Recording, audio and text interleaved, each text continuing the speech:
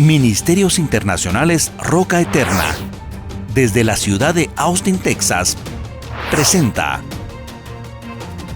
Perfeccionados por la Doctrina, con el propósito de cumplir con el llamado de capacitar al cuerpo de Cristo a través de la enseñanza de la Palabra de Dios, por medio del apóstol Marco Tulio Noriega.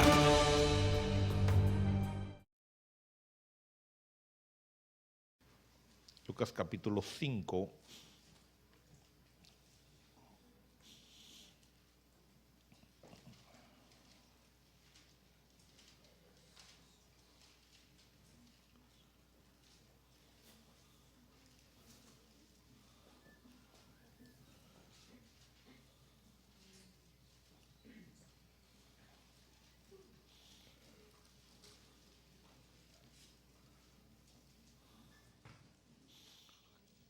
¿Ya lo tienes? Dice, y lo mismo le sucedió, 5:10. Lo mismo le sucedió también a Jacobo y a Juan, hijo de Zebedeo, que eran socios de Simón. Y Jesús dijo a Simón, no temas. Desde ahora serás pescador de hombres. No temas, desde ahora serás pescador de hombres. Qué raro parece ese versículo, ¿verdad? Pero realmente vemos aquí un llamado a algo específico: pescar hombres. ¿Pescar hombres para qué? Bueno, hay muchas causas por las cuales uno quiere a veces pescar a las mujeres, sobre todo. Tratan de pescar ahí a alguno que más o menos le ven. Pero ahora nuestra mente tiene que cambiar, tiene que renovarse. Y debe de saber uno que uno se acerca a las personas, y Dios le da la opción y la oportunidad de acercarse a las personas con un propósito de ganarlas para el reino del Señor. En el libro de Mateo vemos ahí una parábola, de entre muchas parábolas, capítulo 13 de Mateo.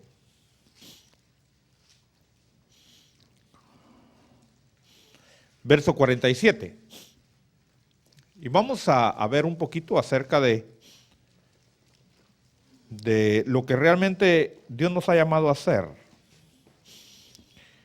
Dice Mateo 13, 47, dice, el reino de los cielos también es semejante a una red barredera que se echó en el mar y recogió peces de toda clase.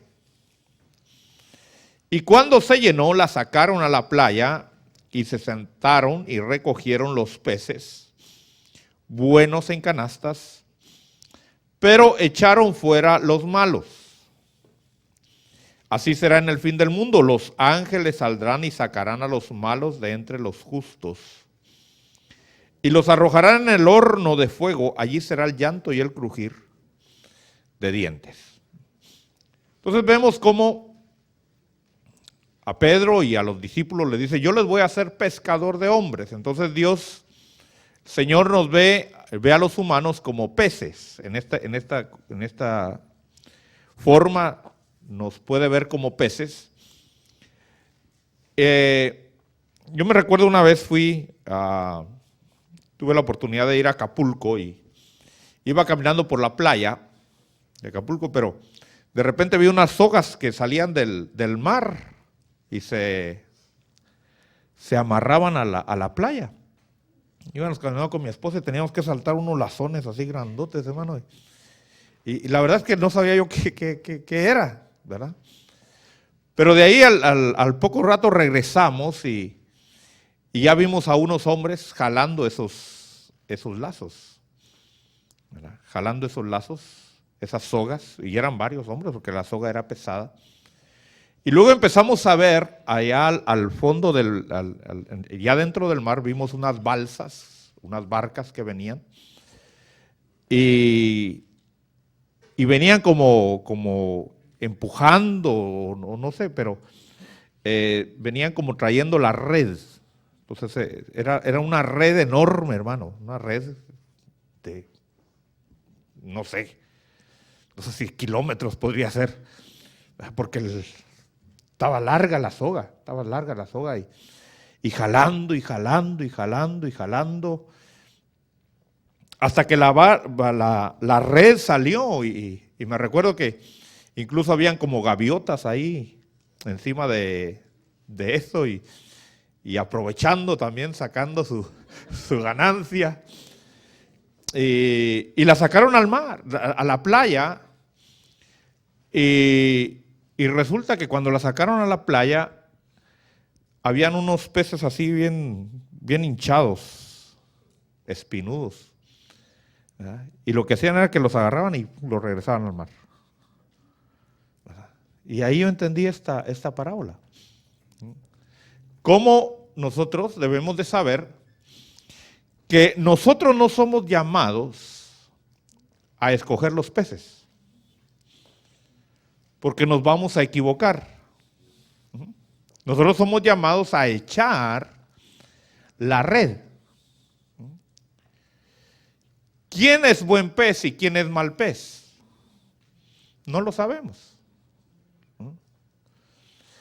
Hace unos días me preguntaba, fui a predicar a una iglesia y se me acerca un siervo ahí, me pregunta, ¿usted cree en los calvinistas o en los que no son calvinistas? Y esto es algo interesante que necesitamos saber. Los calvinistas son aquellos que siguen la doctrina de Calvino. Calvino enseñó acerca de la predestinación. La predestinación enseña que Dios ya planificó desde antes de la fundación del mundo quiénes se iban a salvar y quiénes se iban a perder. O sea que ya viene marcada la gente que se va a salvar y que se va a perder. Y luego más tarde se levanta otro hombre, armenio, y de ahí salen los armenianos, los seguidores de Armenio, y dice Armenio, no es así, sino que el hombre va a escoger si se salva o se pierde. Entonces están esas dos corrientes. ¿Usted qué dice? ¿Usted qué dice? Ya Dios planificó quiénes se van a salvar, quiénes se van a perder.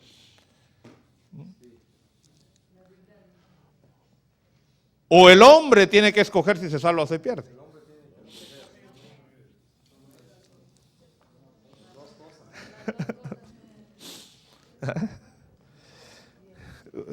Piense un poquito. ¿Dios escoge o usted o el hombre escoge?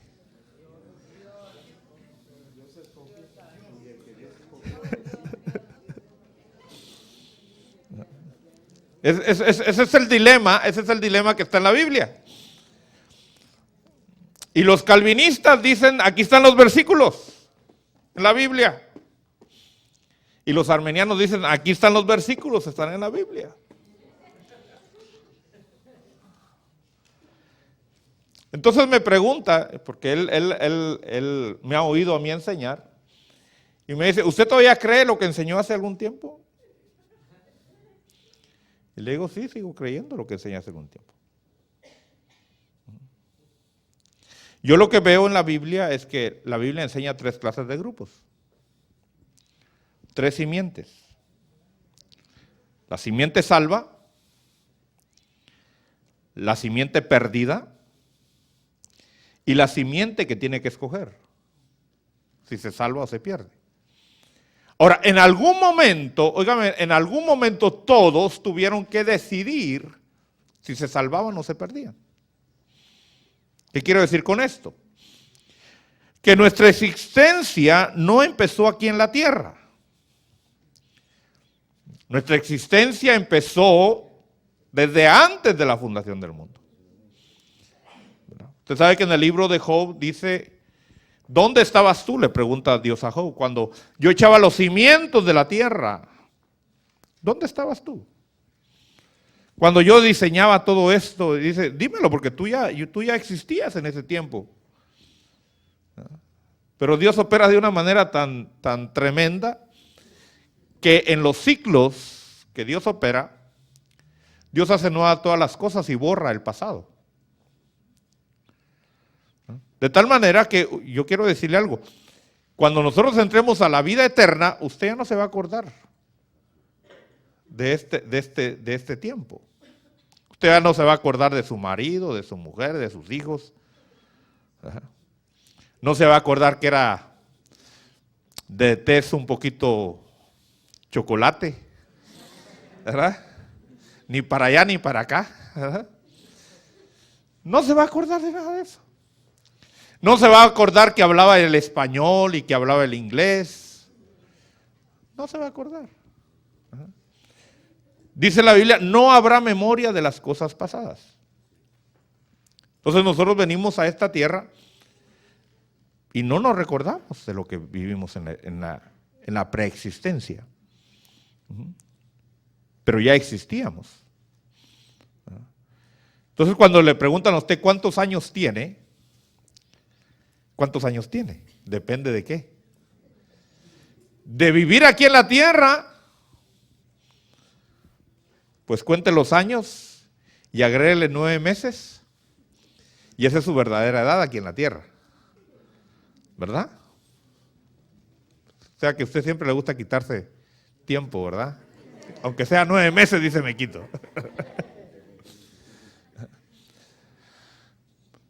Pero realmente nuestro ser espiritual ya existía delante de Dios, que salimos de Dios. El Salmo 23 lamentablemente no traduce correctamente, pero al final del Salmo 23 dice, a la casa del Señor volveré. Nuestras versiones dicen moraré, pero hay unas versiones que dicen volveré por largos días. ¿Por qué? Porque vamos a volver. No somos de esta tierra.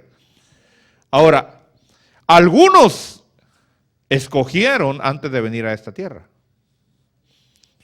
Algunos se definieron a favor de Dios o en contra de Dios. Algunos ya vienen perdidos y algunos ya vienen, por decirlo así, salvos.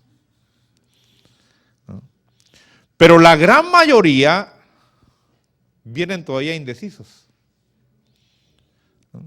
Entonces Dios les dice, bueno, no te definiste, vas a la tierra y ahí vas a definirte si me buscas o no me buscas. Y algunos están de prueba. Otros, como dice el apóstol Pedro, dice, hemos vuelto al pastor de nuestras almas. No se puede volver a alguien con quien no ha estado. ¿Ha leído usted en la carta de Pedro que dice que hemos vuelto? No le voy a dar las citas porque usted como buen evangelista usted debe de leerlas. ¿Verdad? Yo aquí ya está hablando con siervos de Dios. Le estoy dando por lo menos el libro para que usted vaya y busque las citas y usted investigue, indague. Hemos vuelto al pastor de nuestras almas. Quiere decir que algunos ya éramos pastoreados por el Señor. Y ahora volvemos otra vez a ser pastoreados. Nos descarriamos y nos fuimos a probar un poquito el sabor del mundo y del lodo cenagoso y todo eso, pero regresamos otra vez.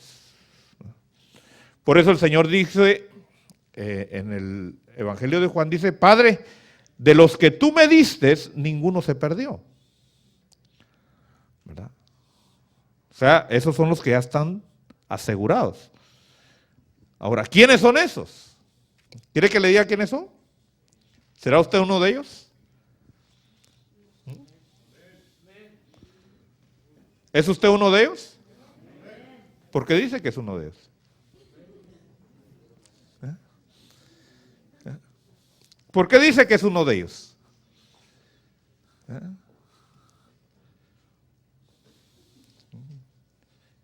¿Qué garantía tiene que es uno de ellos? ¿Por qué digo esto, hermano? Porque se levanta por ahí una doctrina donde dice, bueno, salvo siempre salvo.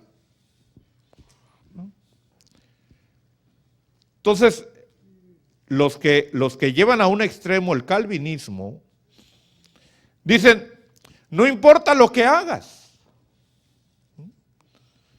Si tú eres salvo, tú ya eres salvo. Y si ya estás perdido, pues no importa lo que hagas, ya estás perdido. Entonces, ¿para qué evangelizar? ¿Para qué hacer la obra de Dios? Si de todos modos, el que es salvo se va a salvar y el que está perdido se va a perder. ¿Será eso lo que la Biblia enseña?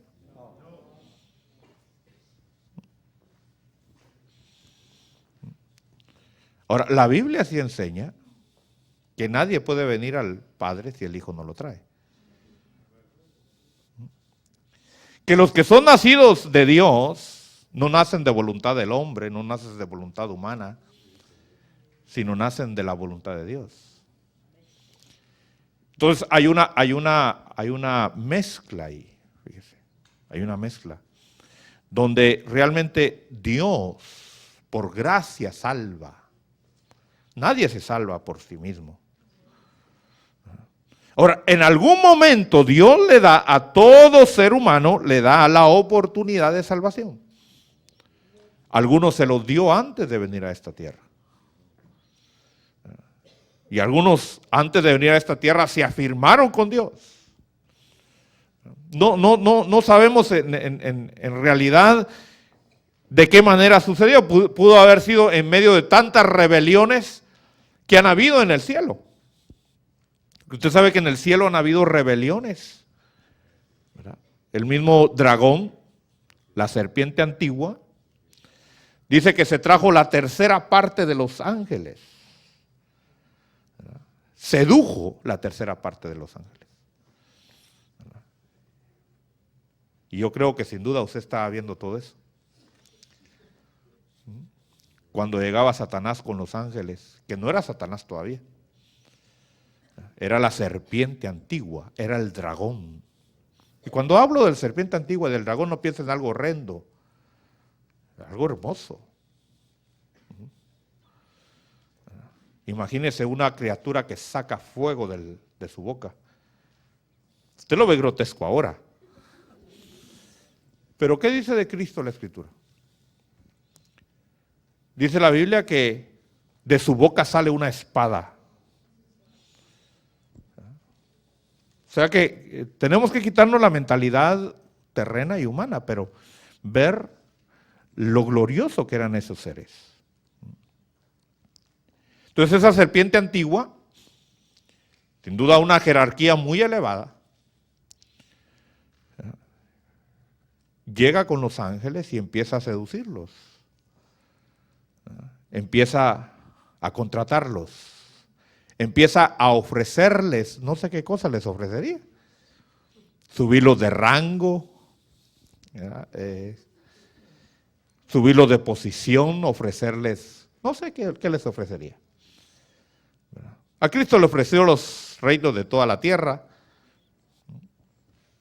¿Qué les ofrecería a los ángeles? Que la tercera parte, fíjese, renunciaron a Dios y se fueron con esa serpiente. Y sin duda no solamente los ángeles fueron conmovidos, sino que fueron conmovidos también ciertos espíritus humanos, ciertas almas humanas. Otros se definieron por Dios y dijeron, no, nosotros vamos a ser fiel a Dios. Y otros se quedaron, me voy para allá, me voy para acá.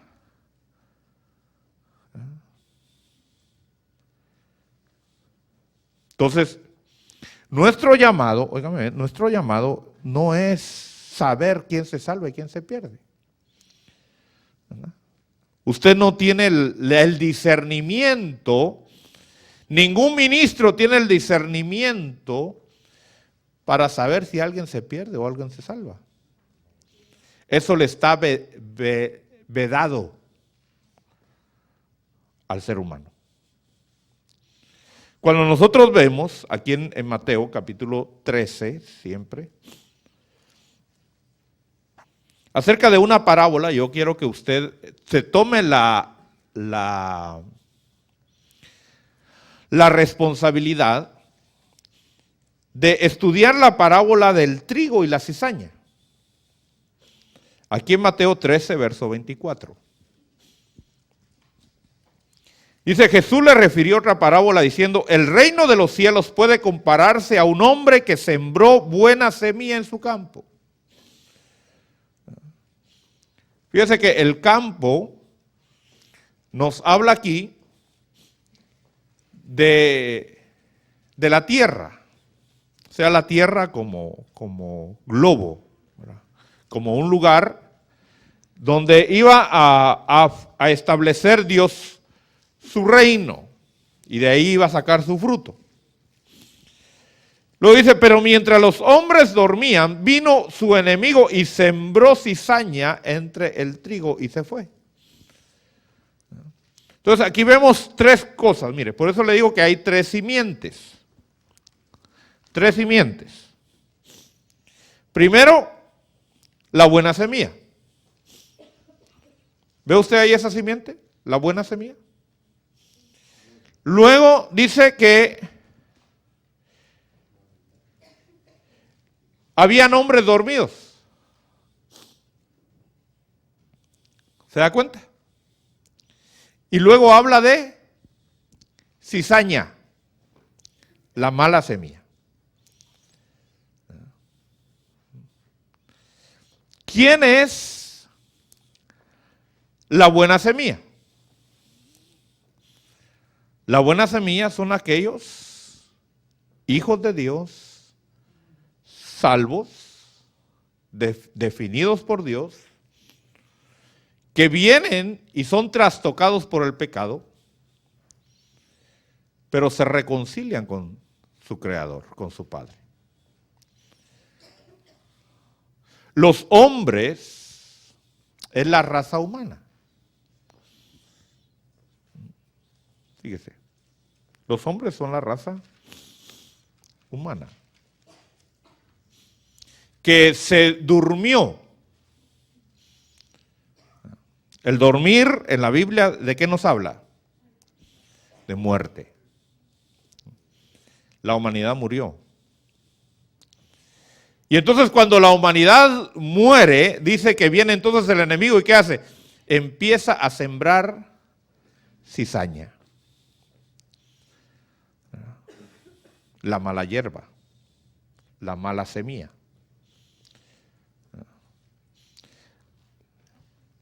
Entonces ahí vemos aquellos que vienen perdidos. Ejemplo de los que vienen perdidos. El anticristo. El falso profeta. Son personajes que ya vienen con una misión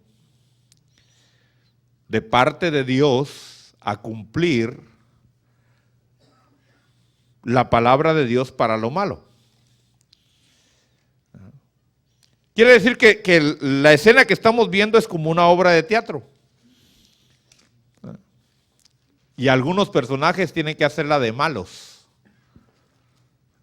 Entonces Dios toma a esas almas, a esos espíritus que se rebelaron contra Dios y les da un cuerpo para venir a hacer un trabajo que está escrito en su palabra.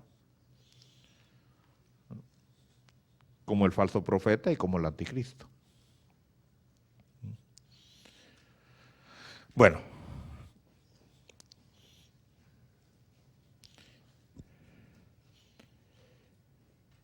Ahora dice aquí que los siervos le dijeron, ¿quieres que vayamos y la recojamos? ¿Quieres que vayamos y arranquemos la mala hierba? ¿Y qué les dice el Señor? No. Esa va a ser una tarea de los ángeles. Esto está relacionado con la otra parábola donde sacan la red de muchos peces. Y al final dice que van a escoger los buenos y los malos. ¿Quién los va a escoger? Los ángeles. No nos corresponde entonces a nosotros decir, este es salvo, este no es salvo. Ese me cae mal porque está perdido. No. ¿Quién puede decir aquí con certeza que ya es salvo? ¿Ah? ¿Quién puede decirme con certeza, hermano, yo soy uno de esos salvos que no me puedo perder? ¿Habrá alguien aquí que pueda decir eso?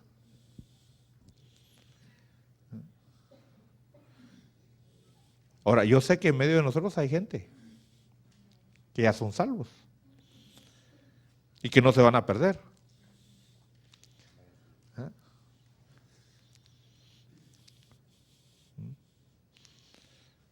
Pero sería muy arriesgoso, ¿verdad? Decir yo soy uno de ellos y entonces voy a vivir mi vida como se me da la gana. Porque entonces lo más seguro es que no eres salvo.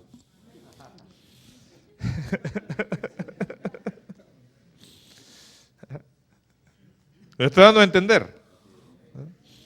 Bueno. Entonces quiero dejar esa plataforma, hermano, porque va a venir esa corriente que le va a decir, por ejemplo, si ya una persona es salva, siempre va a ser salva. No importa que viva una vida de pecado, no importa que viva una vida sin Dios, no importa que viva como viva. Si ya recibió a Cristo, nunca se puede perder. Hay otra doctrina que va un poquito más allá, más extrema todavía. Y usted tiene que entender estas cosas. ¿Por qué? Porque va a venir gente, cuando usted esté evangelizando, que le van a sacar doctrina. Y usted tiene que saber cómo usar el escudo de la fe, cómo usar la espada del Espíritu. Porque si no, en lugar de que ellos se conviertan a usted, usted se va a convertir a ellos. ¿Verdad? Bueno, hay otra doctrina que va un poco más allá y dice, bueno, cuando Cristo murió, Él destruyó el pecado totalmente. De tal manera que ahora ya no hay pecado. Porque Cristo vino a salvarnos a todos. Esa es una doctrina que existe. De tal manera que ahora tú ya eres salvo. Tú no tienes ni que aceptar a Cristo, tú no tienes que bautizarte, porque ya Cristo pagó por ti y tú ya eres salvo. Eso está más rico todavía, ¿verdad? Qué sabroso. Imagínense que ya soy salvo y no sé que soy salvo. Y no tengo que hacer algo porque ya Cristo lo hizo todo por mí hace cerca de 2000 años y Él ya redimió al mundo y al ser humano de la situación en que está, de tal manera que ahora el pecado ya no es pecado.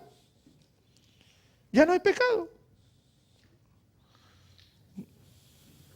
Entonces tú puedes tener las mujeres que quieras tener, tú puedes tener los hombres que quieras tener, tú puedes vivir tu vida como se te da la gana porque al fin y al cabo no existe el pecado.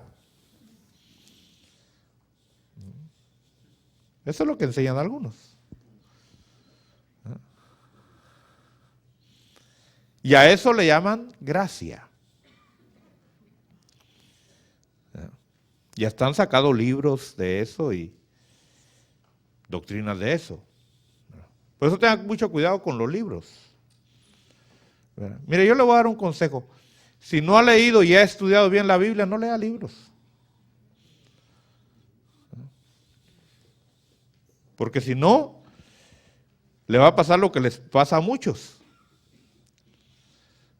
Hay muchos que su doctrina la basan en las películas cristianas.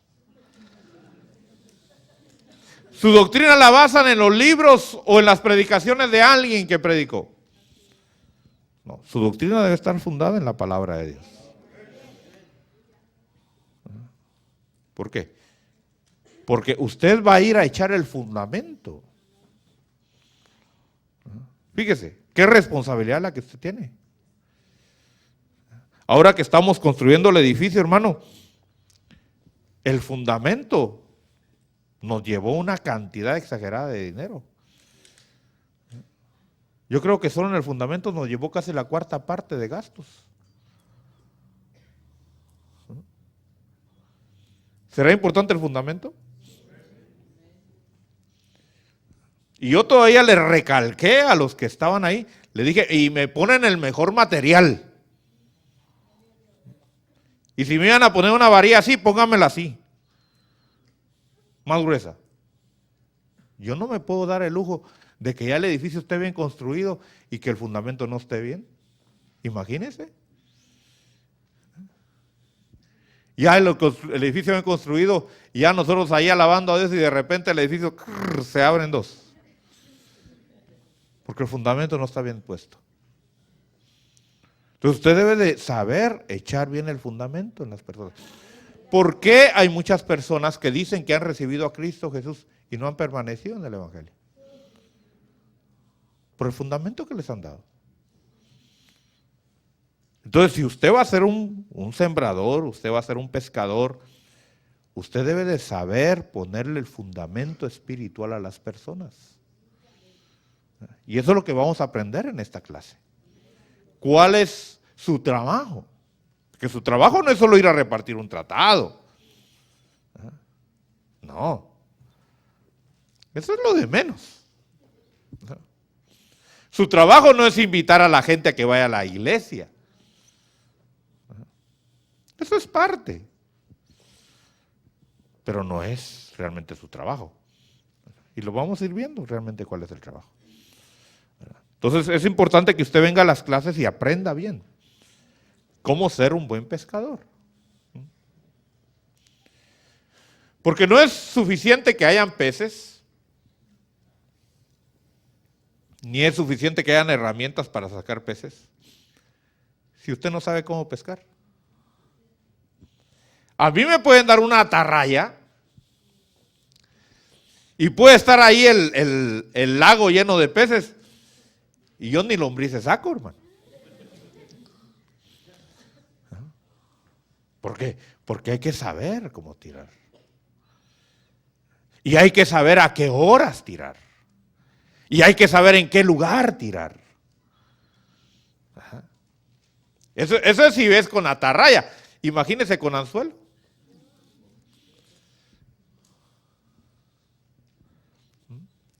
Si usted no pone la carnada correcta, usted se va a estar ahí dándole de comer a los peces nada más y no va a pescar. Ahora, el buen pescador, oigan, el buen pescador no necesita ni de atarraya, ni de anzuelo, ni de carnada. El que es buen pescador saca peces aunque sea con la mano. ¿Sí o no? Sí. Ahora, nadie nace sabiendo pescar. ¿Cómo es que un pescador llega a ser pescador? Porque anda en medio de pescadores. No es solamente que le dé una teoría y que le diga, mira, vas a hacer así, así, y que ya en una clase diga, ya sé pescar y se va a ir a pescar. No. Es bueno que le instruyan a uno, pero realmente en la práctica es donde se hacen los buenos pescadores. Entonces, yo espero que usted esté aquí, óigame, usted esté aquí porque usted ama los peces. Que no diga, Pues yo estoy aquí, hermano, porque ir a la clase de predicadores y maestros hay que leer mucho. Ir a los dones del Espíritu, ay, hermano, no hablo en lenguas todavía. Entonces no me queda más que venir a esta. No. Yo espero que usted esté aquí porque usted realmente tiene un deseo, un amor, una carga por las almas perdidas. Que de hecho todo cristiano debería de tenerlo. ¿Verdad? No vaya a ser como muchos que a veces cuando se ha estado evangelizando se encuentran con cristianos y le dicen, ah, qué bueno que lo que usted está haciendo. Yo quisiera tener ese don que usted tiene de evangelizar. Yo quisiera tener ese llamado que usted tiene de evangelizar, pero no lo tengo, dice. Y algunos que son más espirituales hasta se sacan la billetera y dicen, mire, como yo no puedo hacerlo, aquí está para que se tome sus refrescos. De esa manera yo apoyo la obra de Dios. Todos somos llamados a servir a Cristo y rescatar las almas para Él. Ahora, ¿quién es realmente el que siente un llamado más profundo a eso? Aquel que realmente ha reconocido su condición de pecador y reconoce que es la gracia de Cristo quien la ha salvado. ¿Verdad? Ahora, no estoy menospreciando a los otros, porque cada uno tiene su área también de trabajo. Yo creo que una de las fallas de algunos ministerios es que se dedican solo a acumular multitudes y acumular gente, pero ya después no las llevan a un crecimiento y a un desarrollo. Entonces todos son importantes. Aquellos que están en la escuela de los dones del Espíritu, esa es la escuela del Espíritu Santo. Aquellos que están en la escuela de predicadores y maestros, esa es la escuela del Padre, donde se habla la voz de Dios, donde se enseña la voz de Dios, el carácter de Dios. Pero esta es la escuela de Cristo, la escuela del Hijo. Así que usted está siendo un súbdito de Jesucristo. Aquellos son súbditos del Padre, aquellos son súbditos del Espíritu Santo, usted es súbdito de Jesucristo. Entonces, ¿qué mejor que aprender del Maestro? ¿Será que el Maestro nos dejó una buena escuela cómo hacerlo? ¿O será que Cristo era de aquellos jefes modernos que solo le dicen a la gente, háganlo? Así como muchos toman el liderazgo cristiano, ¿verdad? Y dicen, yo quisiera ser pastor para mandar a toda la gente.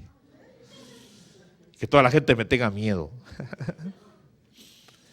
Yo conocí a un pastor que me dijo así, a mí me gusta mandarme.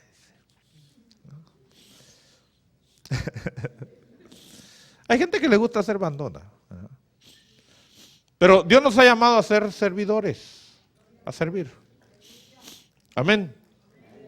Bueno, entonces, verso 30, estamos en Mateo 13, 30, dice, dejad que ambos crezcan juntos hasta la siega, y al tiempo de la siega diré a los segadores, recoged primero la cizaña y atadla en manojos para quemarla, pero el trigo recogedlo en mi granero. Bueno,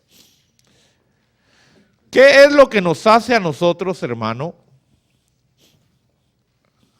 hacer el trabajo que vamos a hacer? La meta del trabajo que usted va a hacer no se va a ver aquí en la tierra. Se va a ver hasta el final. ¿Por qué digo esto? Porque hay muchos que se van a frustrar. Porque dicen, hermano, yo evangelizo, yo le hablo a la gente y no veo que se convierta. Es que muchas veces tú no vas a ver el resultado. La obra de Dios es una obra extraña. Así dice la palabra de Dios. Es una obra extraña. Hasta el final, mira, en el día del juicio se va a saber. Hay mucha gente que se va a declarar salva aquí en la tierra y en el día del juicio se va a declarar condenada. Y hay mucha gente que aquí en la tierra se declaró condenada y perdida y allá en la eternidad se va a declarar salva. ¿Por qué? Porque nadie conoce el corazón del hombre. Nadie conoce los últimos momentos de la vida de un ser humano, nadie. Yo he conocido personas que me dicen, ay hermano, ¿qué pasó? Fíjese que se murió mi familiar y yo no vi que aceptara a Cristo. Yo digo, ¿y cómo sabes tú? ¿Cómo sabes tú qué momento tuvo él en sus últimos momentos? No podemos declarar a alguien condenado y perdido, aunque haya sido el más perverso de todos los seres humanos aquí en la tierra.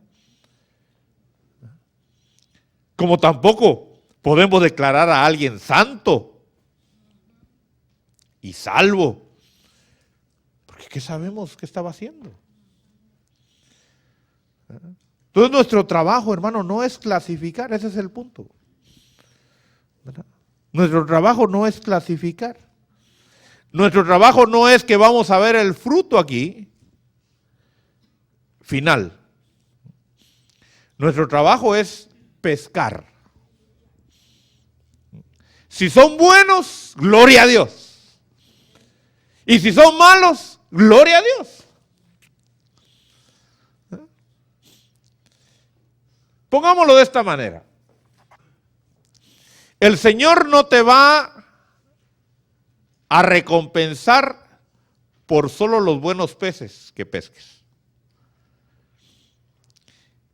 El Señor te va a recompensar por las libras de peso de peces que lleves, sean buenos o sean malos.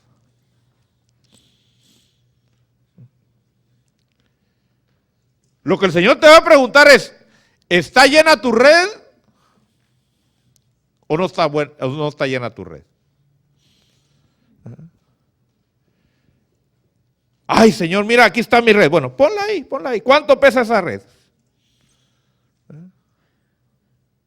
200 libras de peso. Bueno, aquí está tu recompensa, 200 libras de peso.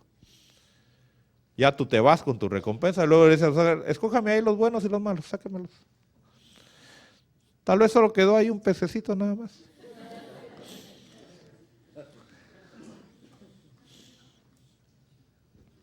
Eso ya no es problema tuyo. ¿Por qué? Porque Dios te puede llevar a lugares, óigame bien, donde puros peces malos van a ver. Pero Dios tiene que ser justo. Y entonces manda a alguien para que les dé la palabra y para que les enseñe, aunque no acepten, aunque no reciban. Pero ese no es tu problema. Tú vas a tener actividades de evangelismo donde muchas almas van a aceptar a Cristo. Y van a haber actividades donde nadie va a aceptar a Cristo. Cristo tuvo esas experiencias. Dice que aun cuando fue a su tierra, a su pueblo donde él creció, no donde él nació, sino donde él creció, dice que él no pudo operar ahí por la incredulidad de ellos. Entonces, hasta el mismo Señor. Y hoy hablábamos con unos pastores y comentábamos acerca de cómo era la figura de Jesús. Físicamente. Usted sabe que a Jesús lo pintan así, cabello largo, tez blanca, ojos celestes. Jesús no era así. En primer lugar, Jesús no tenía el pelo largo. Algunos dicen, bueno, es que sí, Jesús tenía el pelo largo porque era nazareno. Y la gente confunde nazareno con nazareo. Nazareo era una persona que tenía un voto de consagración a Dios y tenía que dejarse crecer el cabello. Pero un nazareo no podía tomar vino. Estaba prohibido. Entonces Jesús no era nazareo, era nazareno, en ese sentido, que creció en Nazaret. Entonces, por eso tenga cuidado de los predicadores. No todo lo que los predicadores predican es verdad, hermano. A veces se inventan unas cosas que uno dice, Señor, ten misericordia. Ha de haber sido de tez, un poquito como la nuestra, por causa del sol. Ha de haber sido narizudo, ¿verdad?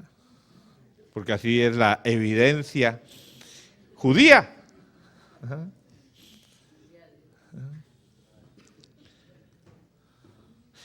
No ha de haber sido muy guapo. La Biblia dice que era sin atractivo para que lo deseáramos. Que sí tenía un carisma muy especial, eso es, sin duda. Pero su belleza no era externa, era interna. Por eso ahí hay consuelo para muchos de nosotros. ¿Verdad? Amén. Yo me consuelo con eso, hermano. Yo sé que tal vez usted no dice, no, hermano, ese es usted, pero yo no, yo tengo mi buen físico. Bueno. Vemos entonces que el Señor, oigan, el Señor es nuestro mejor ejemplo. Amén. Vamos a aprender de Él entonces. ¿Cómo pescaba Él? ¿Cómo hacía Él? ¿Verdad? Vamos entonces al Evangelio de Juan, perdón. Evangelio de Juan.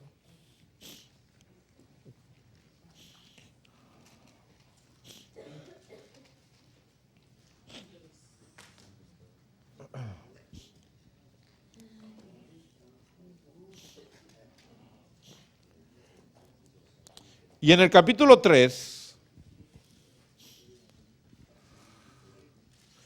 vamos a ver algunas cosas, algunos ejemplos de lo que es el evangelismo personal.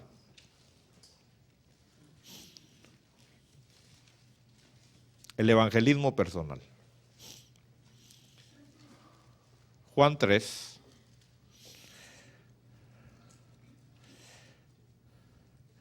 Verso 1. Dice, había un hombre de los fariseos, dice que aquí está hablando de un hombre religioso, con religión, un hombre muy moral, hasta cierto punto humanamente íntegro,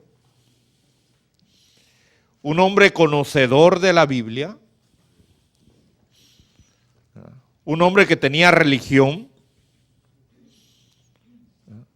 que era guía para otros. Dice, llamado Nicodemo, prominente entre los judíos, o principal entre los judíos. Este vino a Jesús de noche y le dijo, Rabí. Rabí quiere decir maestro. Se juntaron dos maestros ahí. Y le dice, sabemos que has venido de Dios como maestro. Quiere decir, hermano, óigame bien, quiere decir que aunque la misión de usted es evangelismo, realmente usted es un maestro. Maestro, ¿por qué? Porque maestro es alguien que enseña a otros.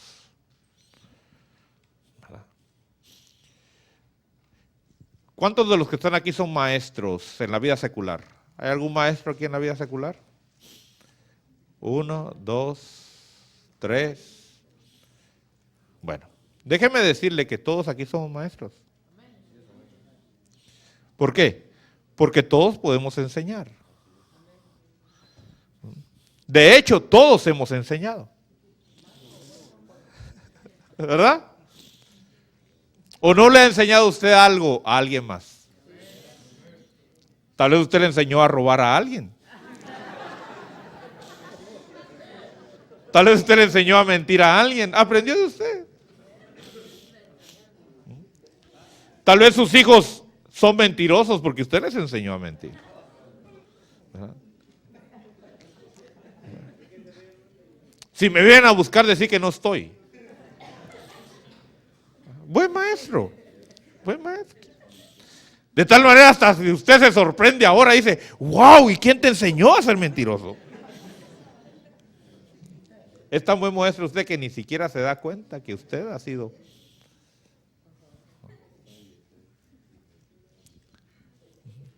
Entonces, todos somos maestros. Todos somos maestros. Todos enseñamos. ¿Cuántos saben leer aquí? ¿Usted sabe leer? Bueno. Usted puede ser un maestro. Tal vez alguien dirá, hermano, pero yo solo fui a tercero primaria. Yo apenas sé escribir mi nombre. Apenas sé las vocales. Apenas sé el alfabeto. Bueno, usted puede ser un maestro para el que no sabe nada. ¿Podrá alguien que solo sabe el alfabeto y las vocales podrá enseñarle a alguien? Claro que sí. Claro que sí. Fíjese que yo no soy músico. Yo sé tocar esto porque sé tocarlo, mire. Lo toco muy bien, lo toco con cariño, con delicadeza. Sé lo básico de piano. Hago bulla por lo menos.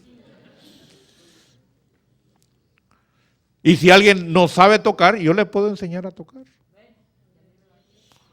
De hecho, yo he enseñado a gente que no sabe nada, aunque ya a los 3, 4 meses ya saben más que yo. Pero le di lo básico. Le di el cimiento.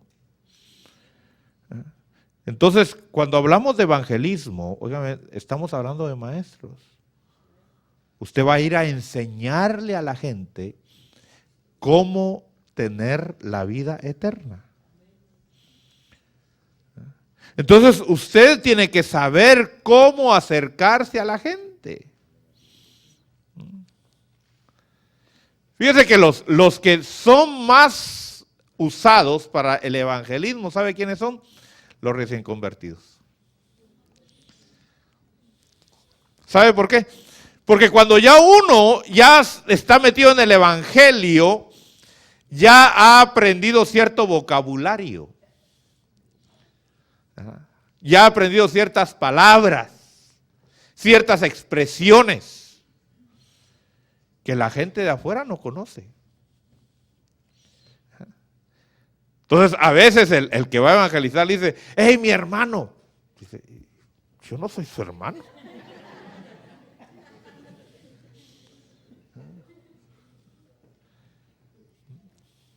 Es que el Señor quiere redimirte. Y eso se come. ¿Qué es eso? Sí, es que Él expió su vida por ti.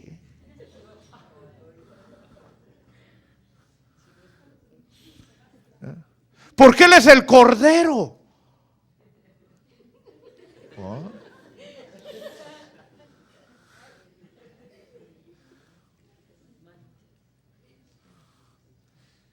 Y Él te quiere lavar.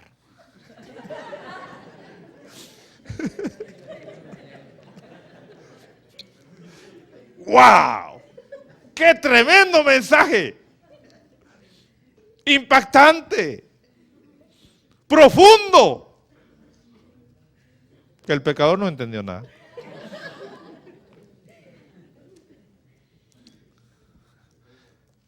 En cambio, el convertido dice, hey, chavo, Mira, tenés que agarrar la onda, hombre. Estás caminando mal. No digo que tiene que hablar en ese lenguaje. Tampoco.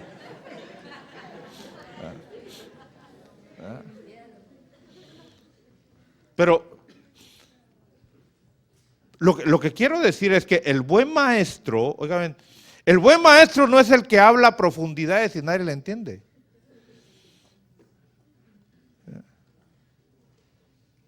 Yo conocí a un hermano, predicador, tremendo para hablar, tremendo. Y enseñaba y predicaba. Y yo creía que yo era el muy ignorante y todo. Hasta que me consolé un día que la esposa de mi padre espiritual, o sea, mi madre espiritual, estaba conmigo así un rato y estaba él enseñando. Y me dice, yo no le entiendo nada, me dice. Nunca le entiendo lo que enseña. Ahí me sentí, qué bueno. Yo tampoco. Usaba palabras que ni siquiera coordinaban.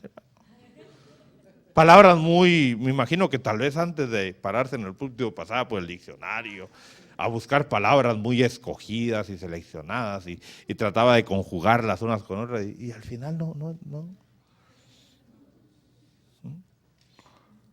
Entonces, el buen maestro, óigame bien, no es el que habla mucho y habla muy profundo. El buen maestro es el que se hace al nivel, ¿verdad?, del discípulo. El buen maestro, hermano de kinder, no es aquel que agarra la pizarra y empieza a hablar de álgebra a los niños. El buen maestro de kinder es el que se agacha y gatea con los niños y hace figurita con los niños y agarra los crayones ese es el buen maestro. El buen maestro es el que sabe los niveles. Ahora, óigame bien, es importante entonces saber que hay gente en el mundo de diferentes estratos, económicos, sociales. Lo ideal, óigame, lo ideal es que un evangelista pueda llegarle al que está más bajo, como al que está más alto. Por eso, a mí me sorprende Pablo, porque Pablo podía hablarle al más ignorante, como también le podía hablar a los reyes. Él no se hacía de menos ante los reyes. Al contrario, los gobernadores y los reyes le decían a Pablo, Pablo, las muchas letras te han vuelto loco. Como diciendo, es que eres demasiado. Has leído mucho, te has preparado demasiado que hasta loco te volviste. Porque hablas cosas que no te entendemos. Mire, les rebasaba aún su sabiduría y su entendimiento. Como podía hablarle al más rústico, al más tosco, como el carcelero de Filipo. ¿Qué sabe un carcelero, hermano? Más que a azotar y golpear y hablar vulgaridades. Sin embargo, podía hablarle a él y llegarle a él efectivamente. Así como nuestro Señor Jesucristo. Nuestro Señor Jesucristo podía llegar hasta hablarle a la mujer más ignorante, a la mujer adúltera, a la mujer endemoniada como María Magdalena, como hablarle a los principales de Israel, presentarse ante Pilato, el gobernador romano, presentarse ante Herodes, el rey de Israel, y dejarlos con la boca abierta. Entonces es importante, óigame, es importante que usted se prepare. Es importante que usted se prepare. Es importante que usted conozca muchas cosas, aún de la vida secular. Ahora usted puede, hermano, aprovechar la tecnología que hay para educarse un poco en lo secular. Porque hay cristianos que todavía no saben que la luna le da vueltas al sol y que la tierra le da vueltas al sol. La luna le da vueltas a la tierra. ¿Así dije? Al sol, imagínense. Es que estaba pensando en la tierra a la misma vez que la luna.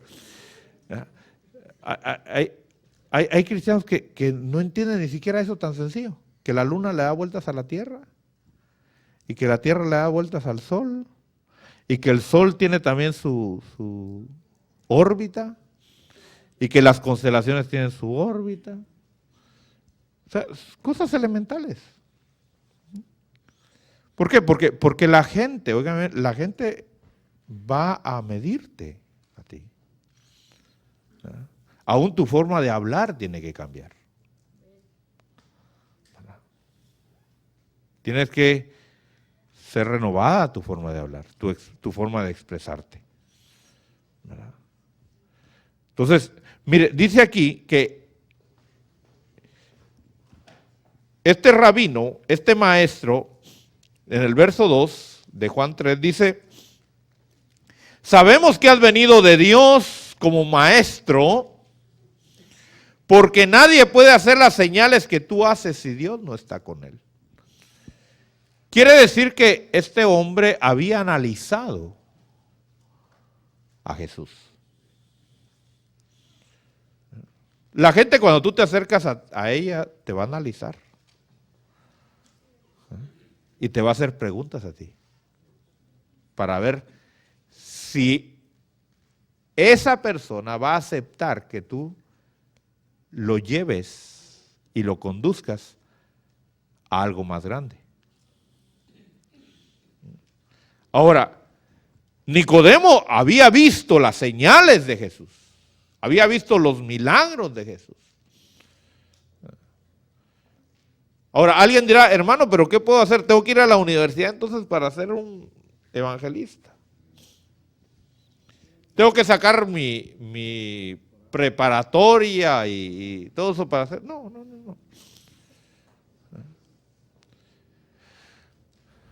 Tal vez ya no te da tiempo porque ya algunos ya toparon ahí, ¿verdad? Pero ¿qué dice la Biblia? Dice que la Escritura te puede hacer sabio a ti.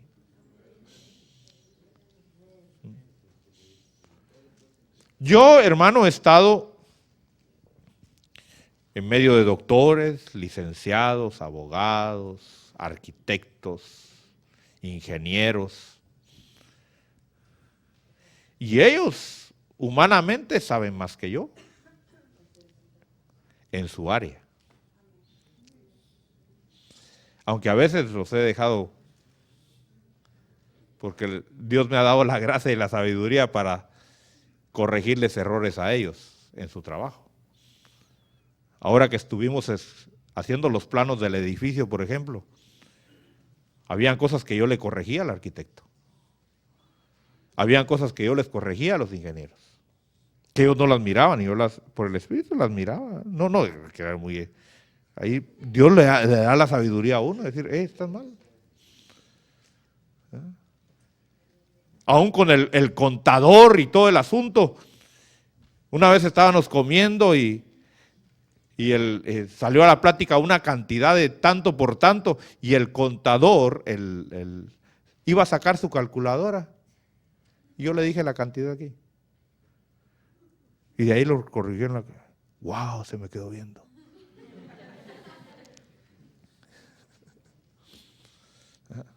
Ahora, yo sé que no es mío. Pero yo he aprendido algo, hermano. Yo he aprendido algo y quiero que tú lo entiendas también. Si Dios te llama a ti a un trabajo, Dios te va a capacitar. Pero tú tienes que poner de tu parte.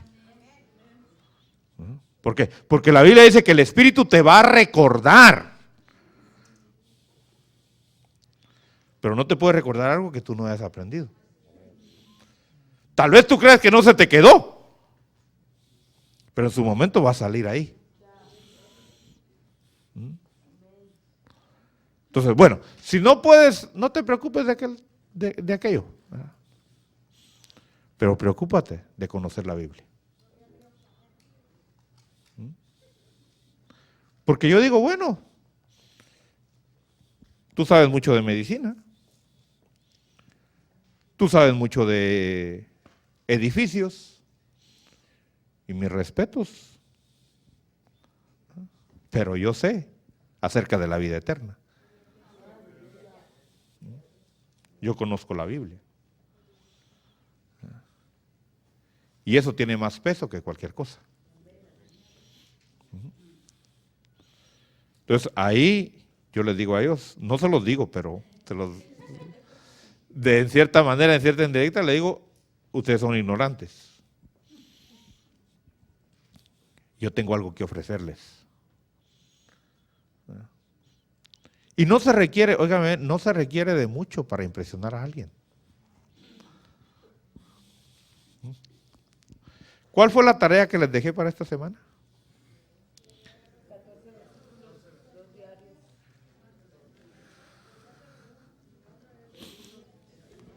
No. ¿Les dejé tarea a ustedes? ¿No les dejé tarea? Ah, bueno. No, estamos hoy. Aquí es clase de evangelismo. ¿Ah?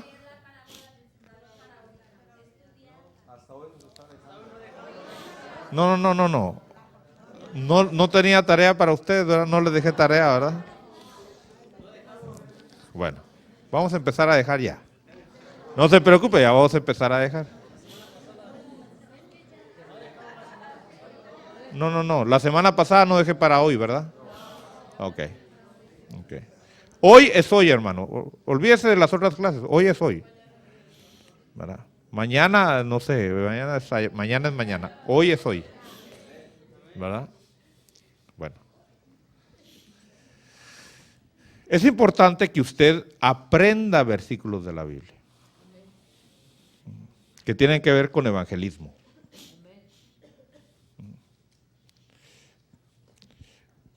A los predicadores les dejé una tarea, memorizarse 2 versículos diarios de la Biblia. ¿Será eso mucho? ¿Será algo imposible para alguien? No. Mire, si usted agarra, antes de irse al trabajo, agarra un versículo y lo empieza a leer, y lo empieza a leer, y lo empieza a leer, y pasa toda la mañana leyéndolo. ¿Usted cree que se le puede quedar en 4 horas de estarlo leyendo y repitiendo? Y luego al mediodía agarra otro versículo y lo empieza a leer por 4 horas, así. No, es su trabajo, repitiéndolo. Y luego para rematar bien, a las 4 de la tarde empieza otra vez a repetir el primer versículo.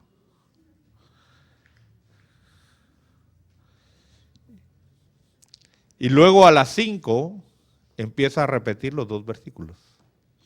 Si usted hace eso todos los días, usted va a ser un tremendo siervo de Dios. Con 2 versículos. Que usted lo haga a diario. Claro, no los mismos 2 versículos toda la vida. Sino cada día algo diferente.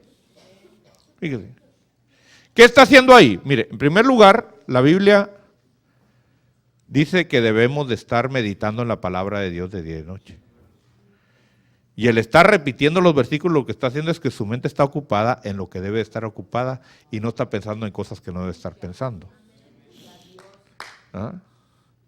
Segundo, la Biblia dice que por el oír viene la fe.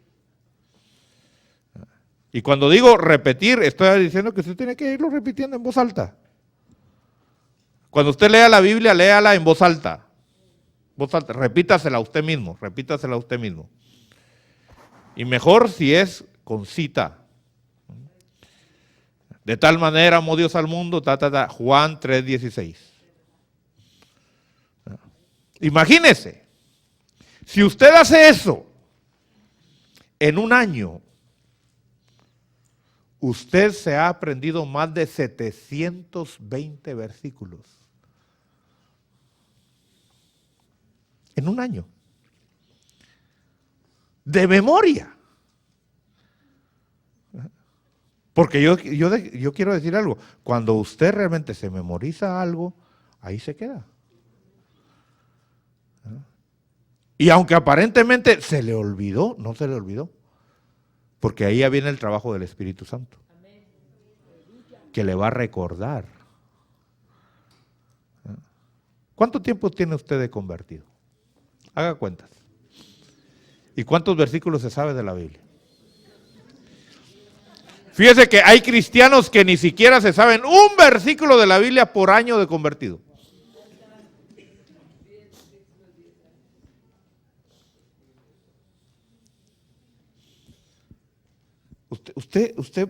Usted se puede imaginar un hijo de Dios así, ¿verdad que no?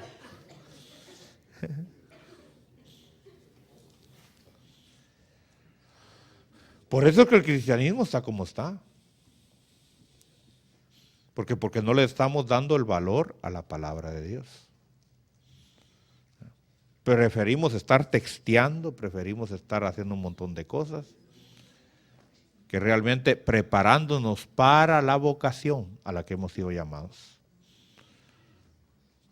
Esta es una vocación. Si usted está aquí, óigame, si usted está aquí, no es casualidad. Es que usted de alguna manera está siguiendo esa vocación. ¿Verdad? Entonces usted tiene que prepararse para esa vocación. Imagínese, dentro de 10 años, ¿cuántos versículos se sabría?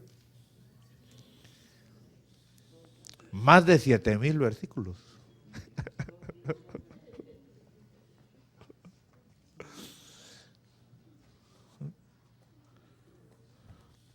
¿Se imagina qué clase de evangelista usted sería?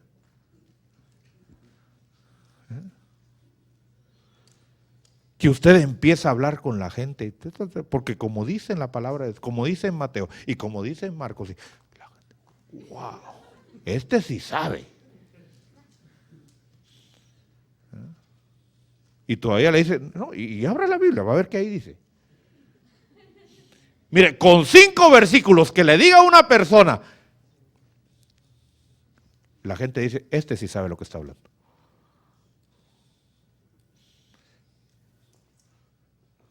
Pero ¿cuántos recitan la Biblia y la recitan mal? Y el SAF es, ahí en la Biblia está, búsquelo. Yo como que oí al pastor que mencionó algo así.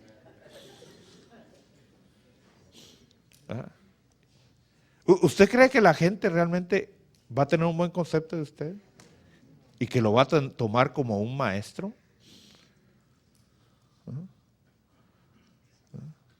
Entonces, empecemos. Vamos a empezar esta semana. Va a buscar versículos que hablan de la salvación.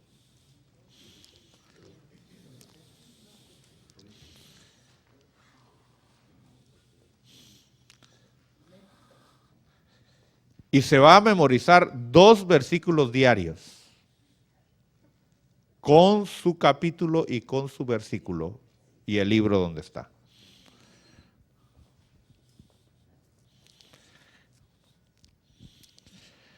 Mire, esto no es algo de que ya vine a la escuela y ya en un mes ya soy evangelista. No, no. Como en toda escuela. ¿Cuánto tiempo le llevó a usted en aprender a leer?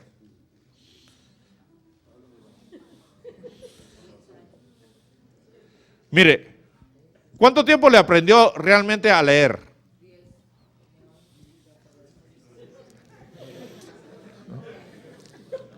Desde que usted empezó a ir a la escuela.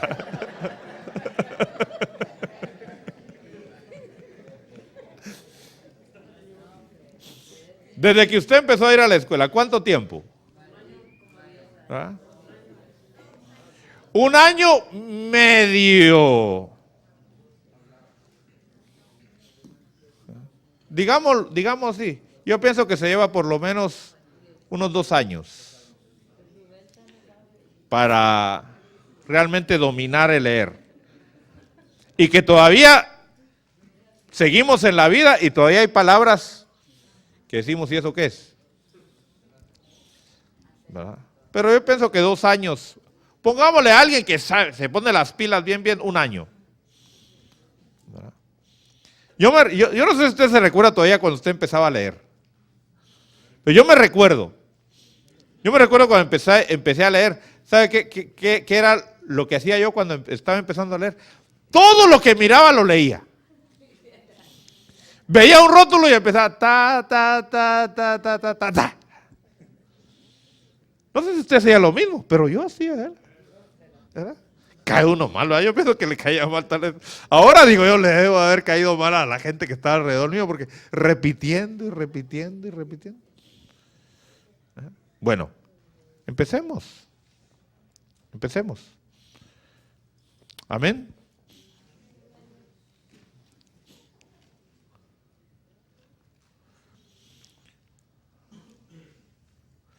Gloria a Dios.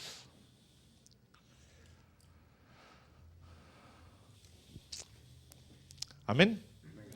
Vamos a hacer una pausa aquí. Solamente quiero, si usted dejó sus carros aquí estacionados así en...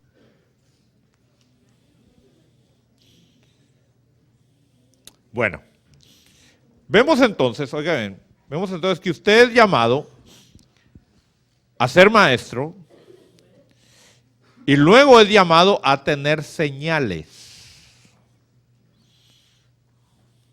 ¿Qué le dijo Nicodemo? Maestro, rabí, sabemos que has venido de Dios. ¿Por qué reconoció que era un maestro? Por su forma de enseñar. Pero luego dice, sabemos que has venido de Dios. ¿Por qué? Por las señales. Entonces, algo que usted debe de llevar también, no es solamente enseñanza.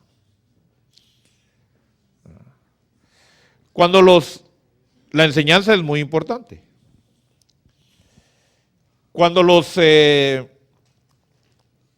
religiosos de aquel tiempo veían a los apóstoles, ellos se sacudían la cabeza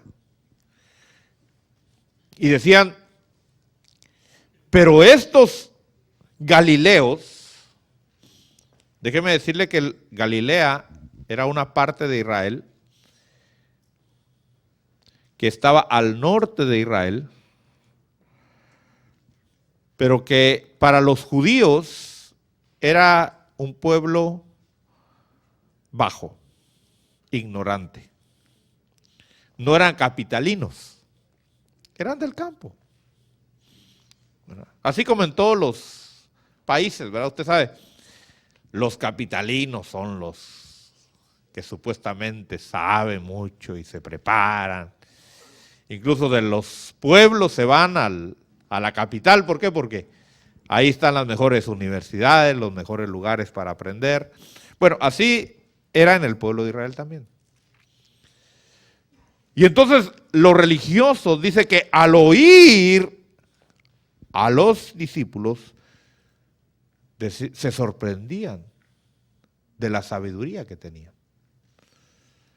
¿Por qué? Porque conocían a Dios. Yo quiero decirte que tú tienes mucha ventaja en ese sentido. Tú conoces a Dios. Tú has aprendido a adorar a Dios. Es importante que tú aprendas a adorar a Dios. Que tú aprendas a alabar a Dios. ¿Por qué? Porque vas a ir a testificar, óigame, de la vida que Dios ha hecho en ti. No vas a ir a testificar de ti, pero vas a ir a testificar de la vida que Dios ha hecho en ti. De esa manera vas a poder ayudar a la gente. Entonces, por eso es importante que tú pases por problemas, pases por necesidades, pases por situaciones difíciles. Por dos razones. Primero, porque la prueba va a manifestar lo que tú eres. La tentación va a manifestar lo que tú eres. Esa es la función de la prueba y de la tentación. Evidenciar de qué tú estás hecho. ¿Verdad? Pongamos el ejemplo. Está un cristiano, está un hombre ahí, y viene una mujer muy bonita a tentarlo.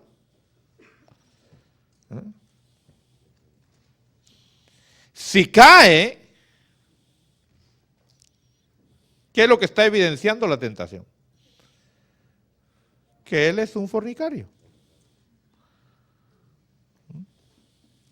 Si no cae, está manifestando que no es un fornicario o un adúltero. O sea, la tentación no viene a hacer caer a la gente, no, solo viene a manifestar lo que la persona es en sí. Entonces, esa es la primera causa. Segunda causa, para que podamos ver la provisión de Dios. El auxilio de Dios. Hay cantos que se han escrito y que han dicho, gracias Señor por las pruebas. Hay un canto que a mí me gusta mucho, en inglés, es uno de los cantantes que más me gustan a mí. Y ese canto habla de que si no hubiera sido por los problemas, nunca hubiéramos conocido el poder de la palabra de Dios y lo que Dios puede hacer por nosotros.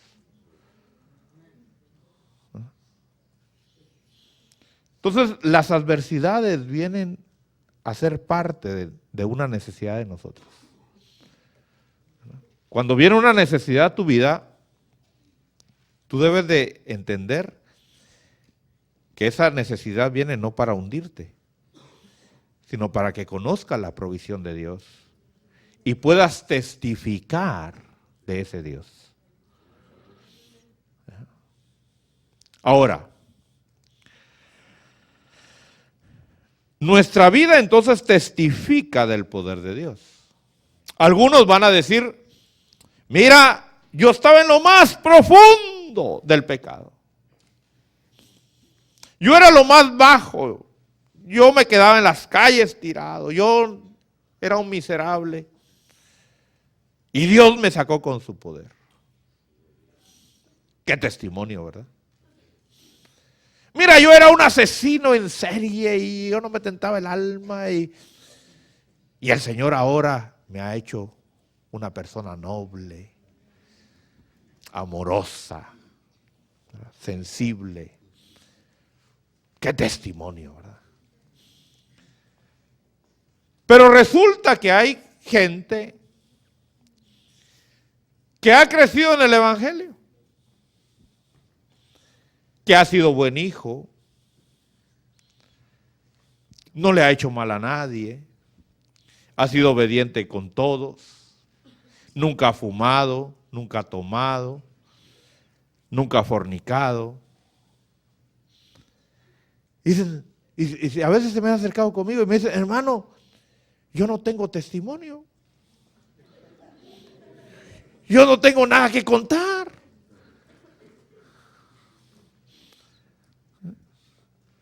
Porque yo no he matado a nadie, yo no he hecho nada malo.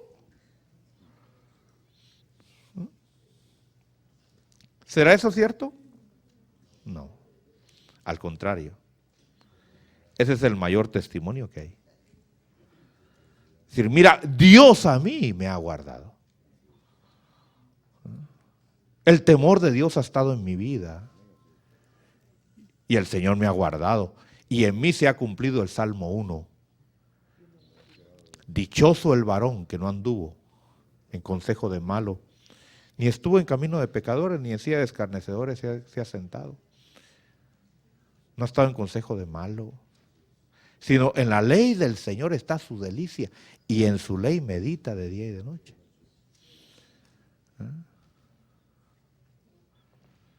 ¿Qué quiero decir con eso? Vamos a testificar de la vida de Dios en nosotros. Y para eso Dios nos va a meter a fuego, a pruebas, a situaciones difíciles. Para eso Dios permitió que vivieras la vida que tú has vivido hasta hoy. Si tal vez fuiste el más criminal, el más perverso, el más tirano, lo que sea, ahora ya no lo eres. Y si Dios te ha guardado todo este tiempo, ha sido la gracia y la misericordia y el poder de Dios. No has sido tú. O sea, lo que vas a hablar es lo que Dios ha hecho en tu vida. ¿Verdad? ¿Por qué? Porque hay muchos, óigame, hay muchos que aparentemente lo que van a hablar es de ellos. Y no vas a ir a hablar de ti. Y esto debe de quedar muy claro, hermano. No es lo mismo ir a hablar de ti que ir a hablar de la vida que Dios ha hecho en ti. Son dos cosas diferentes. Porque tampoco se trata, hermano, de denigrarte.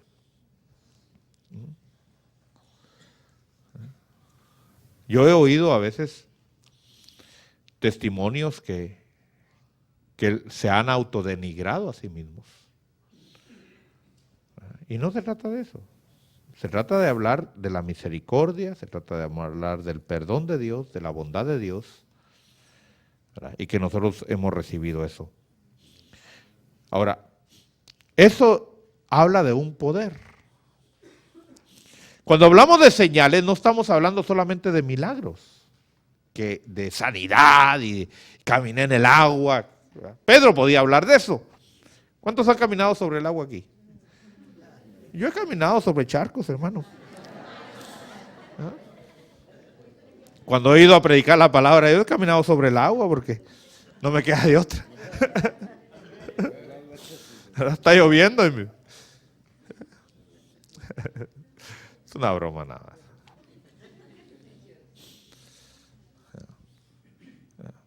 No estamos hablando solamente de esas cosas. Los milagros más grandes, hermanos, a veces son los que no se ven. Y es lo que la gente necesita. Ahora, esta persona, porque a veces surge y voy a detenerme en esta nada más por causa del tiempo.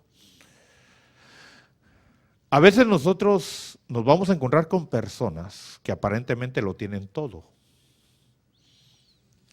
¿Verdad?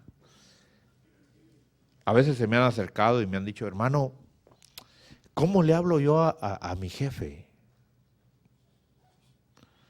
Tiene dinero, tiene fama, no está enfermo, tiene una bonita familia.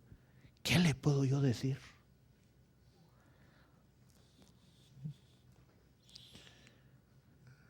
¿Qué necesitaba Nicodemo? ¿Será que necesitaba dinero?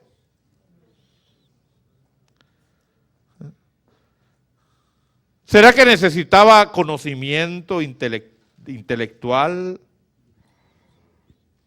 ¿Será que necesitaba alguna sanidad de su cuerpo? Humanamente, hermano, todos decían, Nicodemo, este hombre, yo quisiera ser como él. Él era el maestro de Israel. No era cualquier Y recuérdese que en la cultura de Israel, los líderes espirituales eran los que mejor vivían. Económicamente, culturalmente.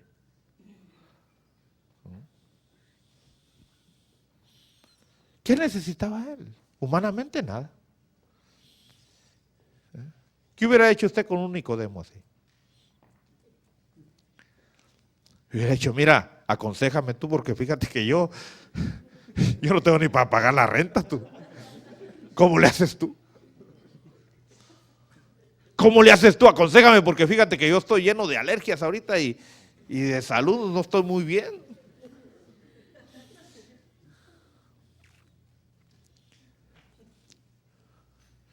Si estuviera Nicodemo aquí, ¿cómo nos miraría Nicodemo a nosotros? Ponen a Nicodemo y te ponen a ti o me ponen a mí y ponen a una persona. ¿Quién es el necesitado, Nicodemo o yo? ¿Quién es el necesitado? Diría, no, pues él, yo soy el necesitado. Miren el carro que cargo. Nicodemo, ¿en qué carro andaría? Nicodemo, ¿qué ropa tendría aquí? ¿Usted cree que estaría así como yo estoy vestido, Nicodemo? No. Es más, si él estuviera aquí y entra un visitante, pensaría que él es el pastor.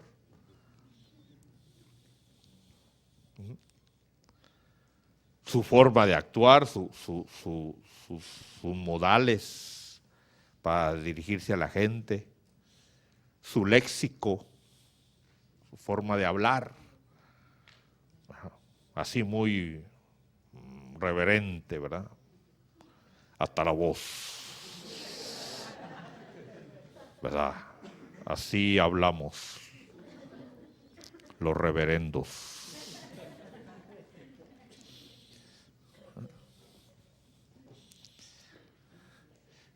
¿Cómo podemos testificarle? Fíjense, estamos hablando del evangelismo personal. ¿Cómo podemos testificarle a una persona que lo tiene todo humanamente? ¿Se le podrá hablar? Claro que sí. Porque todo ser humano tiene una necesidad y es la salvación de su alma.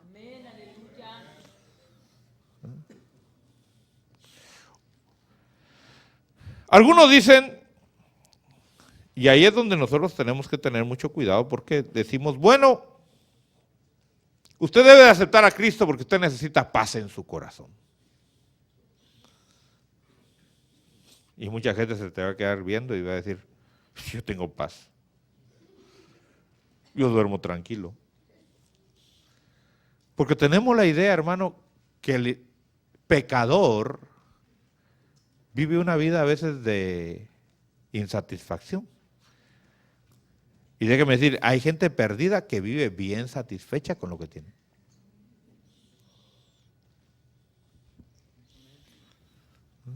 Bien satisfecha, contenta. Dice, pero si yo vivo bien, yo no necesito algo. Porque no se le ha enfocado realmente la necesidad que él necesita, es la vida eterna. ¿Qué ser humano no necesita la vida eterna? ¿Habrá algún ser humano que no necesita la vida eterna? Todo ser humano necesita la vida eterna. Entonces, ¿en qué fallamos muchas veces? En que nosotros vemos a la gente en sus necesidades de acuerdo a las necesidades que nosotros tenemos. Y mucha gente no tiene las necesidades que nosotros tenemos.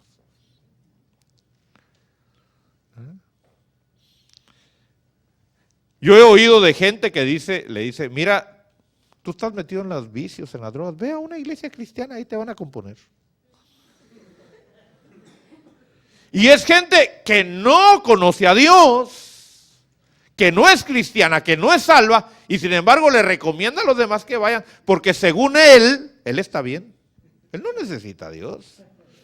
Porque él no tiene problemas, él no está enfermo, Porque tienen la mentalidad que Dios es como un genio de la lámpara de Aladino, que hay que buscarlo solo porque hay necesidad.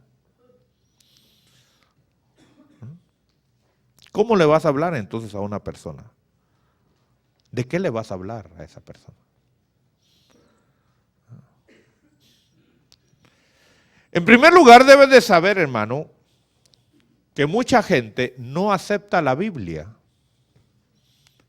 como libro de Dios. ¿Qué vas a hacer con esa gente? Porque tú vas a ir y le vas a decir, mire, es que la Biblia dice. ¿Y a mí qué me importa lo que la Biblia dice? Yo no creo en la Biblia. Pero es que como Jesús dijo.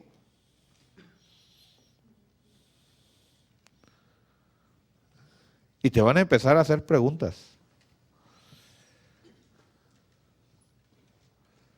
Y te van a decir, pero si Jesús tal vez ni existió. ¿Y tú qué vas a decir?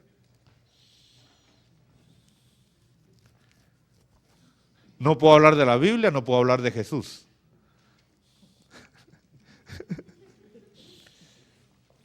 Y entonces, no le puedo hablar. ¿Será esa la solución?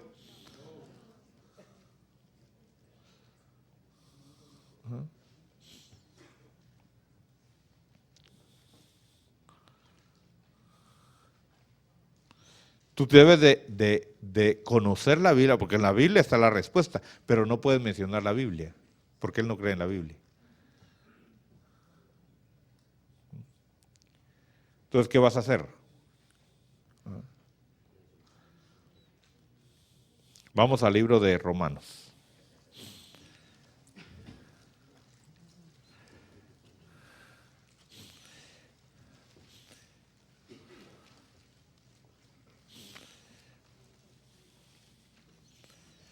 Y le vas a decir, pero es que Dios. Dice, Dios no existe. Yo no creo en Dios.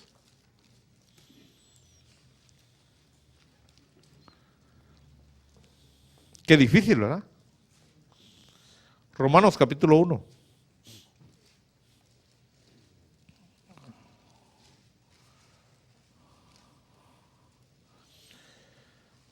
Capítulo 1, verso 19. Dice, porque lo que se conoce acerca de Dios es evidente dentro de ellos. Está hablando del ser humano que niega la existencia de Dios. Y si niega la existencia de Dios, va a negar la existencia de la Biblia. Y si niega la existencia de la Biblia, va a negar la existencia de Cristo.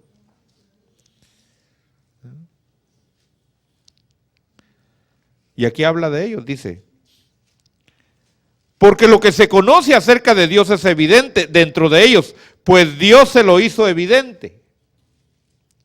Quiere decir que todo ser humano tiene una evidencia de que Dios existe.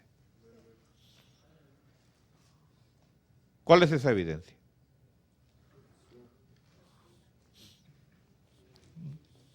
¿Cuál es esa evidencia de que Dios existe? Siga leyendo. Siguiente versículo. Porque desde la creación del mundo, sus atributos invisibles, su eterno poder y divinidad se han visto con toda claridad, siendo entendido por medio de lo creado, de manera que no tienen excusa. Por eso es importante que tú conozcas, óigame bien, y que tú estudies un poco acerca de la creación. Que tú estudies un poco acerca de la astronomía, no astrología. La astrología es aquello que hacen los brujos y los que echan las cartas y todo eso. La astronomía es el estudio de los astros, naturalmente.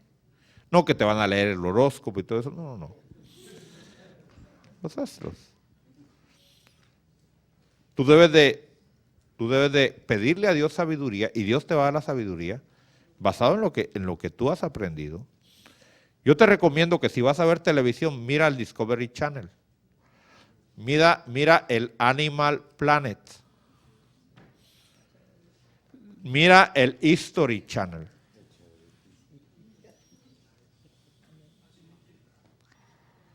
Mira el National Geographic.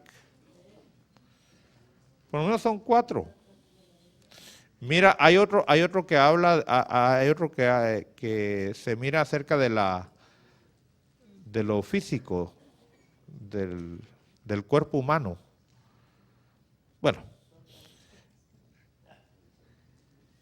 mira esos. Hay gente que dice, ay hermano, ¿para qué voy a aprender yo historia?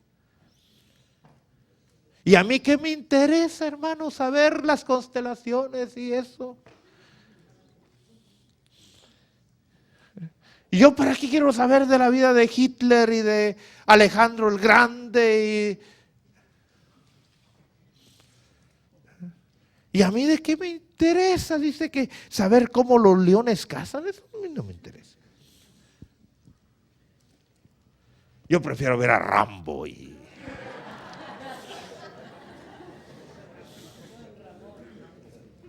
a Don Ramón, ¿verdad? Al Chavo. ¿Verdad? O 2 mujeres y un camino, no sé.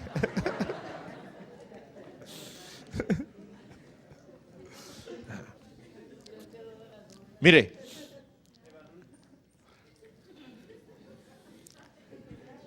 usted necesita demostrar, oigan, lo que Dios ha hecho, que no ha sido una casualidad. Y usted tiene que tener la sabiduría cómo hacerlo. Pero si usted desconoce la ciencia, usted desconoce mismo la creación de Dios. Entonces lo fundamental, oigan, pero estamos yendo hasta lo más radical. Porque usted va a ser un buen sembrador, usted va a ser un buen pescador. No se le va a ir. Amén. Yo me recuerdo que una vez fui a pescar, estaba pequeño yo, recuerdo. Y mi papá me llevó a un lago a pescar. Recuerdo que agarré mi anzuelo, mi hilo, lo amarré a un palito. No era caña de pescar, era un palito. Y le puse la lombriz. Y tiré el anzuelo. Y cabal. Ahí venía el pescado. Y ya estaba ahí cerquita. Cuando le doy el tirón, se me suelta la pita del palo.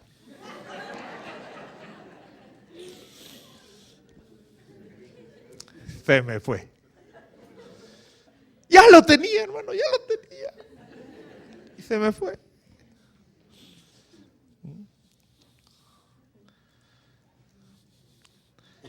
¿Por qué? Porque no me preparé bien.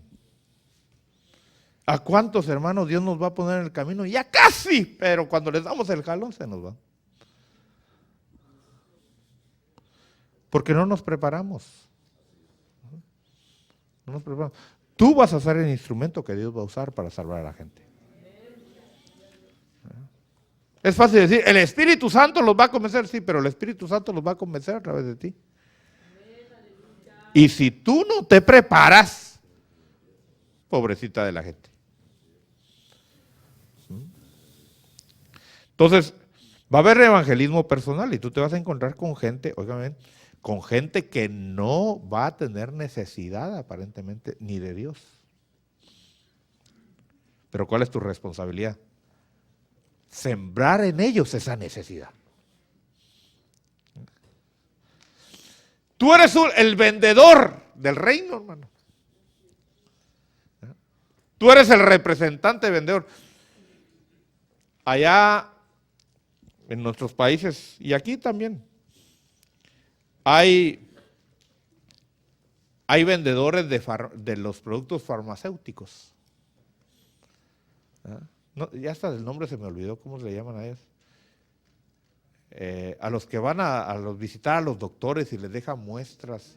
Visitador médico. Entonces los laboratorios sacan una nueva medicina y quieren venderla, entonces van con los médicos y les dan unas muestras. Tal vez usted ha ido a visitar a un médico y tal vez le ha dicho, mire, yo no tengo para la medicina. Y dice, no se preocupe, yo tengo. Y le dan un montón de muestrecitas así. Y ya llenaron el frasco. ¿Cuál es el trabajo del visitador médico? Es presentar el producto y convencer al médico que esa es la medicina que va a sanar a tus enfermos.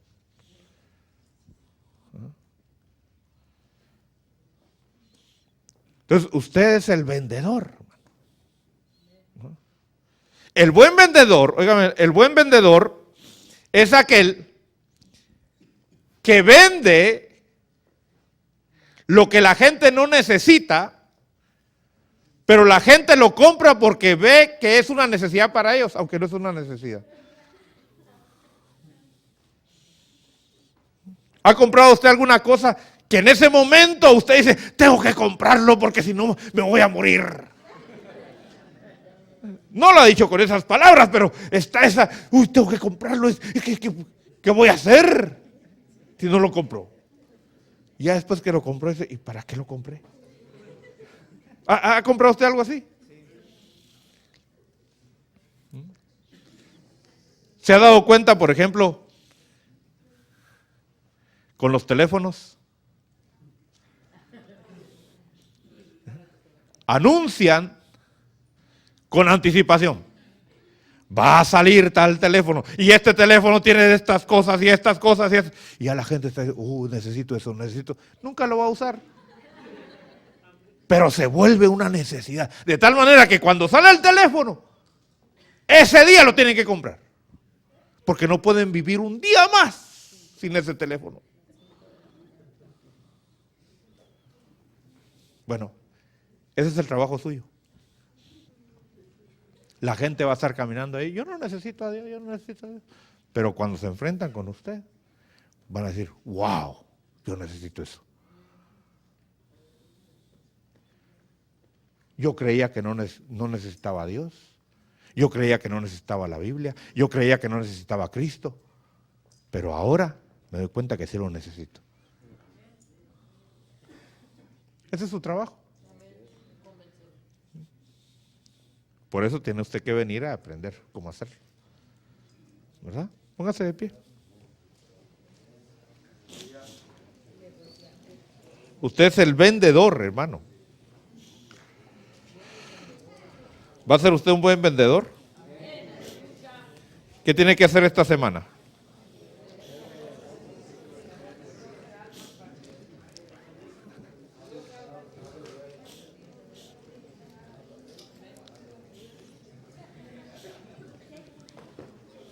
Va a aprenderse 2 versículos diarios que hablen de salvación.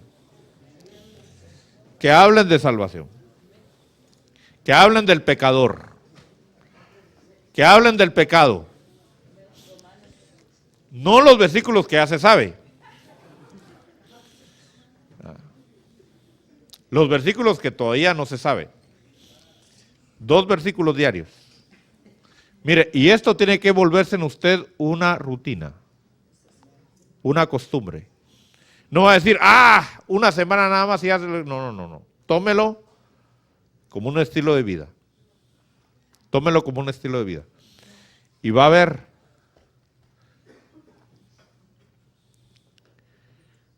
qué fácil es hablar la palabra de Dios. Y qué fácil es entender el corazón del ser humano. Y qué fácil es ser un maestro para los demás. No se lo voy a decir a ellos, pero se lo voy a decir a usted. Qué fácil es ser maestro para un ignorante. Porque ellos son ignorantes. ¿Sí o no? Sí. Son ignorantes de la vida eterna. Son ignorantes de Dios. Y usted está siendo llamado para ser maestro hacia ellos. ¿Está usted dispuesto a tomar esa responsabilidad? ¿De veras? Porque es un compromiso que está haciendo con Dios. Usted está tomando la responsabilidad de ser maestro para ellos, de ser un guía para ellos. Mire, ellos no saben nada de Dios, podrán saber de religión, pero saber de religión no es saber de Dios. Usted va a ser un maestro para ellos. Usted va a introducirles a Jesucristo en sus vidas. Usted los va a encaminar, óigame bien, usted los va a encaminar en los caminos de Dios. Y Dios le va a dar la gracia, las estrategias, la sabiduría para ganárselos para Cristo. No todos son iguales. En una red va a venir de todo, hermano, de todo.